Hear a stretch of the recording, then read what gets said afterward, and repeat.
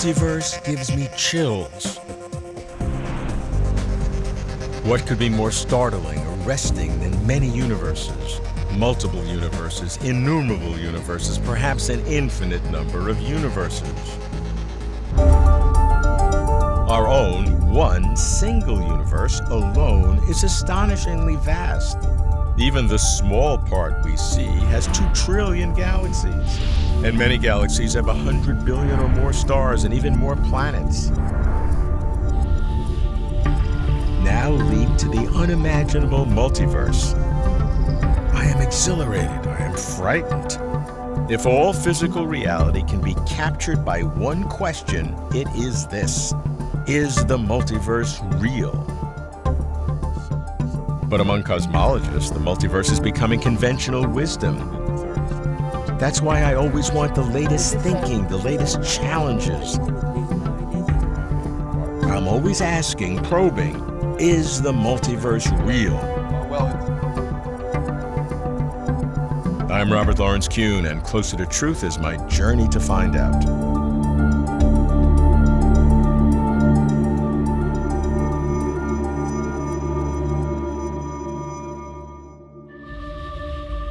The ineffable vision of the multiverse and its irresistible enticement exemplifies the Foundation's Questions Institute, FQXI, which dares to probe deep reality at the foundations of physics and the frontiers of cosmology. In every FQXI conference held every 2 years, no matter what the theme, a sub-theme is always the multiverse. I've arrived in Banff, high in the Canadian Rockies, wondering what's the latest.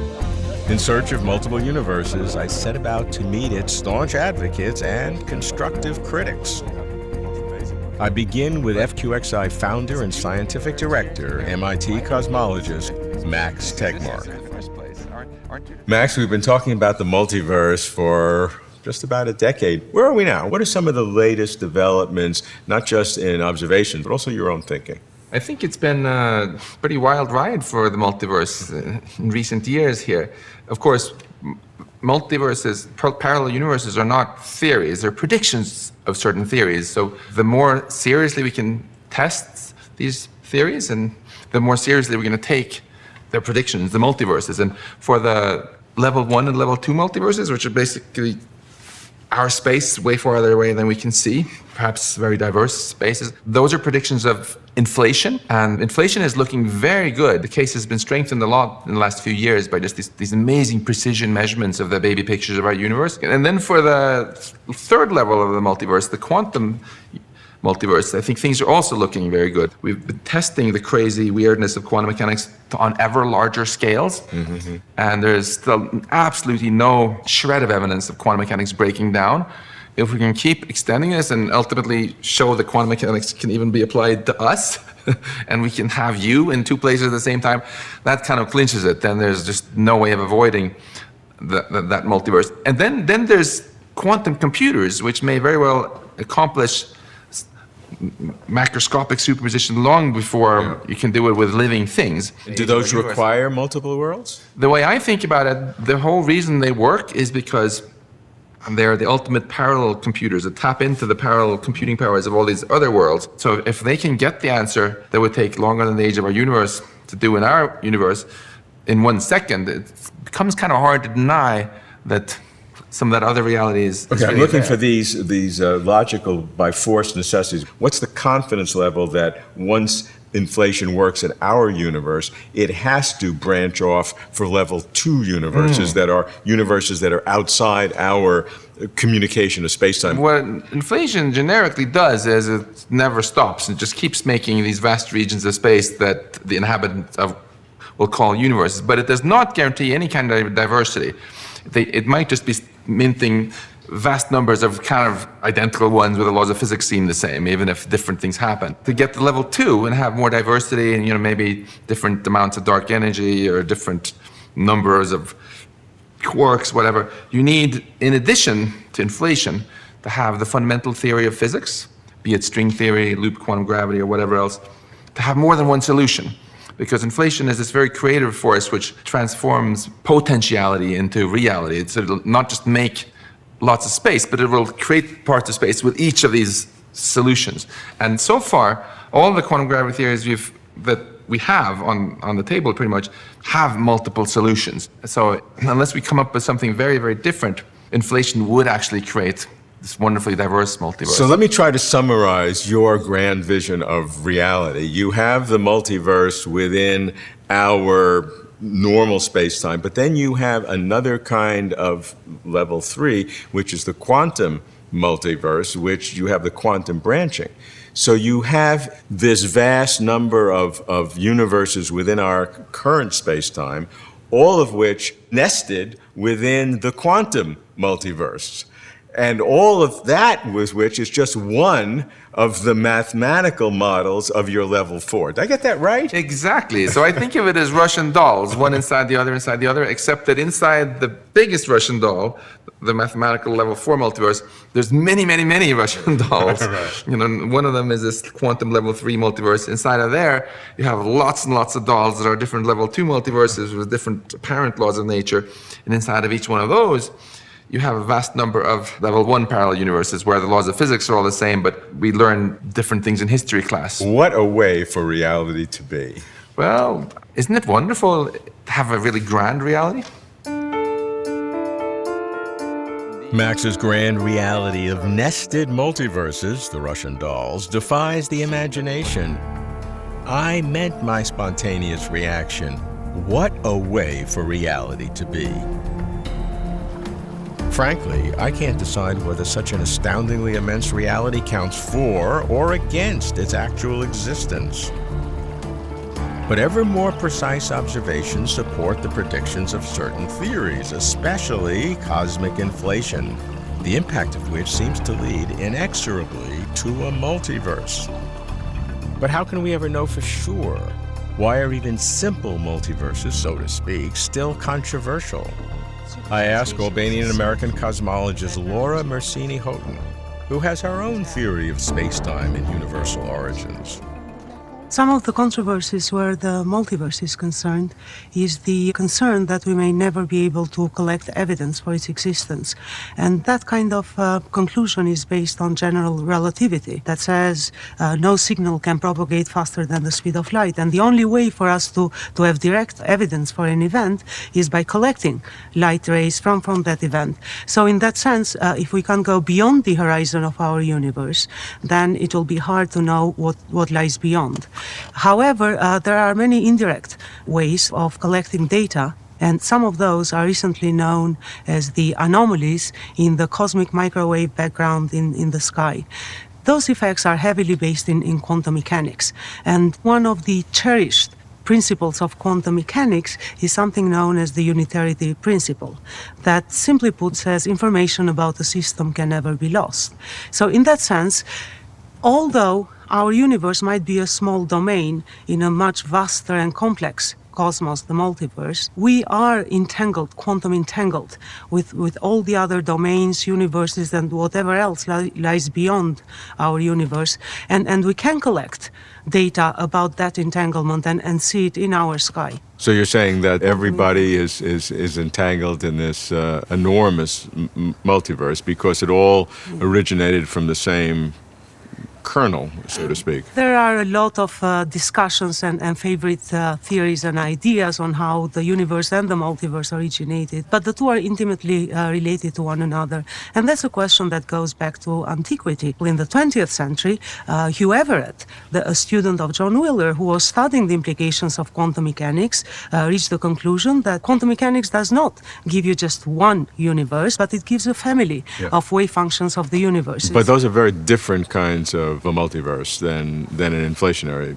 The Everett universe is a quantum mechanic generated, which is in a totally different abstract space, shall we say. Whereas the inflationary universes are within our kind of space? Well, in reality, nobody knows. Nobody, of course. In which I space-time certainly these universes exist. They could be embedded in the same space-time. Yeah, of course. One could be nested in the other. Or they could belong to totally separate space-time. Right. So there are many variations. Okay, so I can speak about my favorite theory, which is the theory on how our universe was a wave packet before it went through the Big Bang. So we didn't even have a space-time associated with it. And then later on, of course, it containing enough energy, it went through a Big Bang, through cosmic inflation, it grew up, space-time became big as well, and we end up with the classical universe, the big classical universe we see today.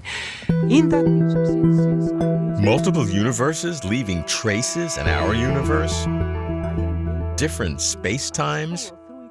Our universe a wave packet before the Big Bang? Could reality really be like that? Do multiple mechanisms for generating multiple universes, all competing, help or hinder their real existence? Again, I can't decide. But even though the multiverse marches towards conventional wisdom, criticisms intrude. I meet cosmologist and unconventional thinker, Paul Davies.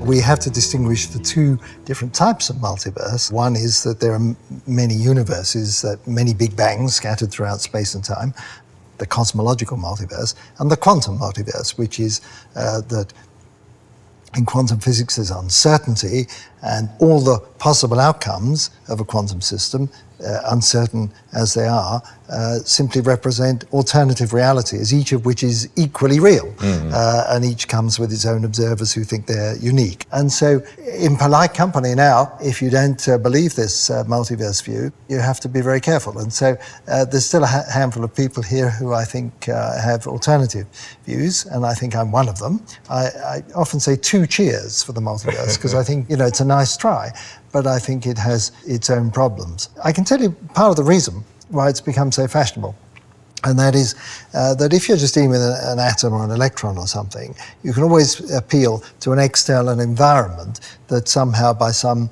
magic we don't yet understand, turns the many different possibilities, the potential realities that are present at the quantum level, into a single actuality. There's lots of physics that could go on in that transition from the micro to the macro. But many of the people here are cosmologists, and they like to apply quantum physics to the universe as a whole. And then you're a bit stuck, because there is no environment, there's nothing outside that can take this sort of shadowy superposition of many possible universes and say, this one is actually projected out and is the reality. And so those people are sort of stuck with having to have that type of multiverse interpretation of quantum physics. So if we have these 2 categories of generating multiverse, eternal inflation that we see macroscopically, and this microscopic many worlds universe, you really can have a nesting of one in the other, and the multiplicity of infinities. I just stopped to ask myself, how could reality be like that? Right, and now it's easy to bandy this word infinity around. You actually have to be very careful when you're talking about infinite categories.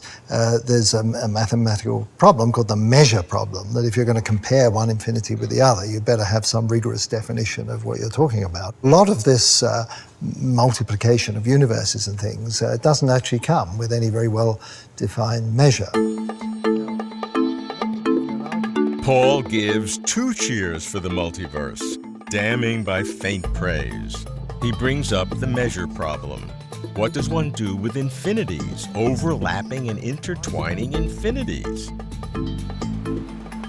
I'm fine with infinities as mathematical objects, but I hesitate as physical realities.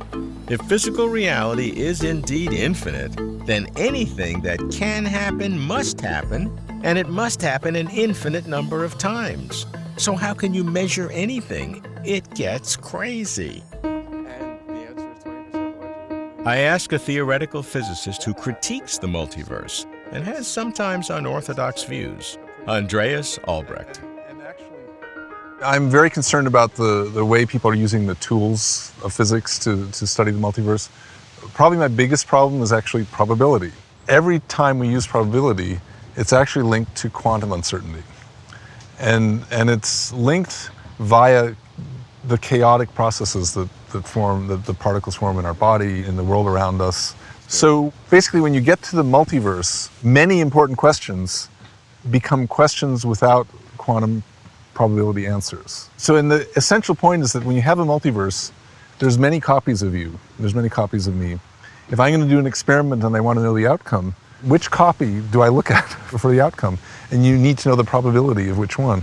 And so what I say is, you can't answer that question. If you don't know which copy you are, you can't assign a probability to it. Well, the two of the ways to generate an infinite number of universes, or a very large number of universes, are one through eternal chaotic inflation, and another very different one is the multi-world theory. Very important, actually, yes. And so the kind of multiverse you get from the quantum branching in the Everett worlds, or whatever language you want to use, that's, in my view, legitimate, because that branching, the quantum mechanics is assigning probabilities as you go. Right. So are you a many worlder? I am. But it is part of my intuition. I do think like an Everettian, so it does slip in. Okay. So, but how about the chaotic eternal inflation? So that's where you run into this trouble, where the eternal inflation generates many copies of you, infinitely many, and you don't have any way of assigning probabilities. So I've been very harshly critical of the multiverse with all the measure problems,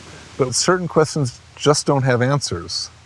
And maybe that's okay. And it's actually convinced me that maybe I should be a little bit more open-minded about the multiverse, to the extent where maybe there's enough symmetry. If there's enough symmetry where it doesn't matter which copy you are, then you should be fine. So integrating it all together, what's your probability, not the quantum probability, but the macroscopic normal probability that there is indeed a multiverse? Okay, I guess I'd have to say 10%. Oh. And that's like 1,000,000 times higher than last time we talked. So it's quite a change for me. I like scientists who can change their minds. For Andreas, getting to 10% confidence in the multiverse is a big deal. I can't wait to tell Alan Guth of Andreas's progress. It was Alan's theory of cosmic inflation that provided the scientific mechanism for generating multiple universes. But does Alan also worry about the measure problem? The basic issue here is that most versions of inflation have the property that once inflation starts, it never stops. And that's what's called eternal inflation. And that leads to a very difficult problem of defining probabilities. Anything that is allowed by the laws of physics will happen ultimately an infinite number of times. So to say that something is more common than something else, you're comparing infinities, and there's no unique way of doing that. So that has led many of us to be worried about this question of probabilities, and we've been exploring, I should say, different recipes for how to regularize the infinities, to give rules for how to compare one infinity with another. And in order to talk about such things, we really do need to talk about not solely what happens physically, but we need to talk about what we expect observers to see, because that's ultimately what we're trying to predict, what we would say. So the observer enters by basically picking out parts of this multiverse, which are the parts where observers live, and we have to condition our probabilities on those observers. We have to ask, what's the most probable thing for an observer to see? And the one beauty of the multiverse here is that the set is infinite to start with, so no matter how much you narrow it, it's still infinite.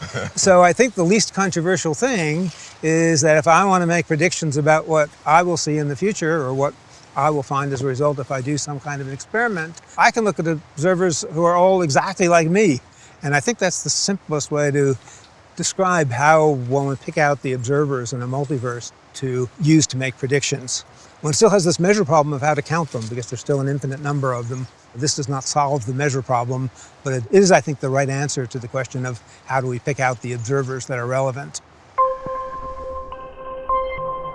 To me, the most important measure problem in a multiverse is whether there is any measurement we can make in our universe that can demonstrate the actual existence of other universes, even one other universe.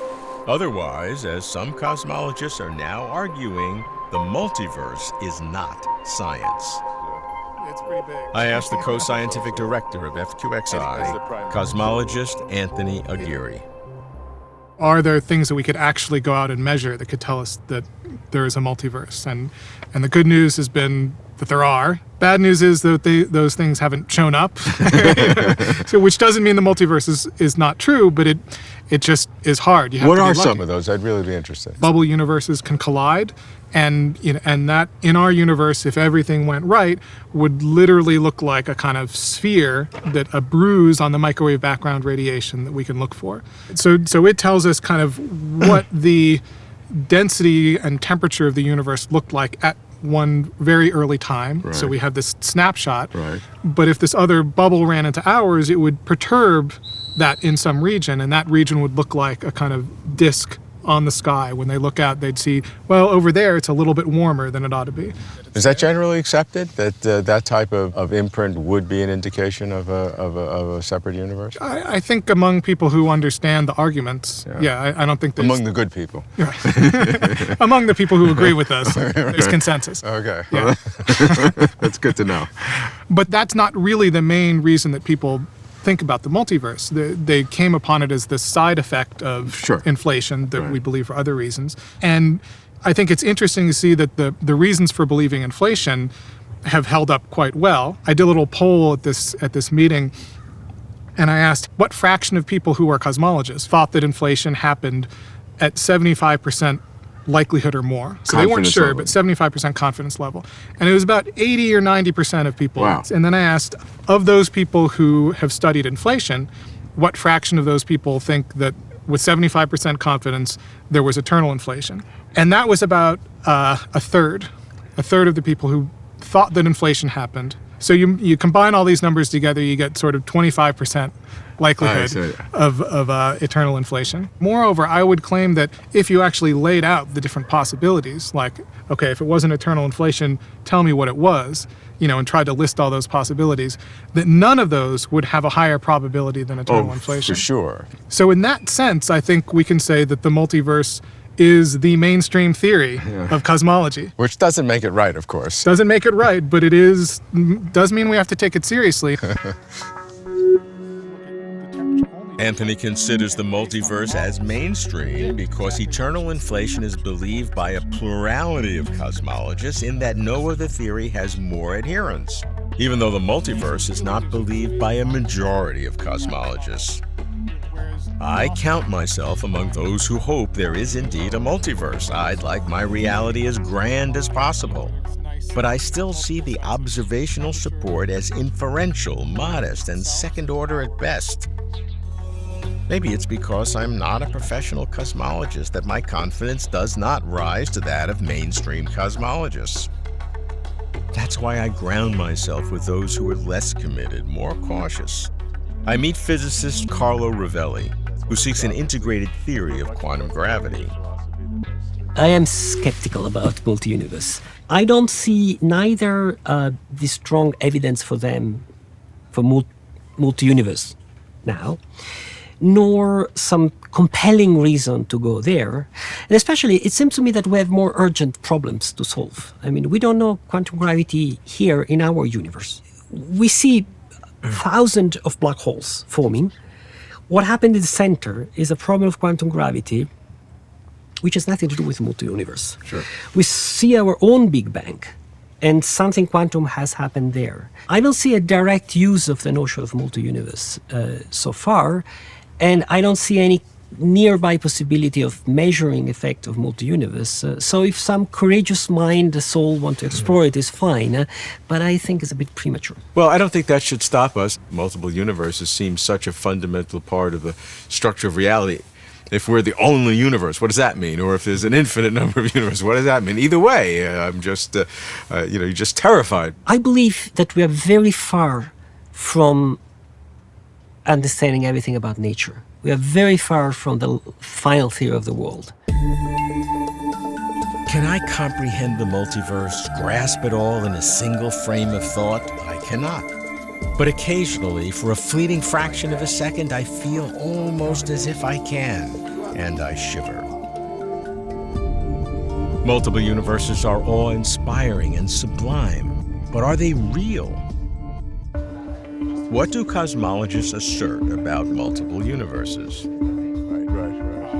One, almost everyone accepts that our universe extends beyond that which we see. Which things in the brain 2. The most accepted theory by far is eternal inflation, which generates multiple universes by squeezing them off from our universe. But there are skeptics. 3. An increasing number of physicists accept the many-world interpretation of quantum mechanics. I'd be dumbfounded if all those branching worlds were real. But what do I know? The multiverse has two kinds of measurement problems. Theoretically, if the multiverse is infinite, how can we know anything? Because everything possible will happen infinite number of times. Practically, could any evidence be observed that could suggest other universes? Where am I on the multiverse? I say it again. What a way for reality to be. Closer to truth.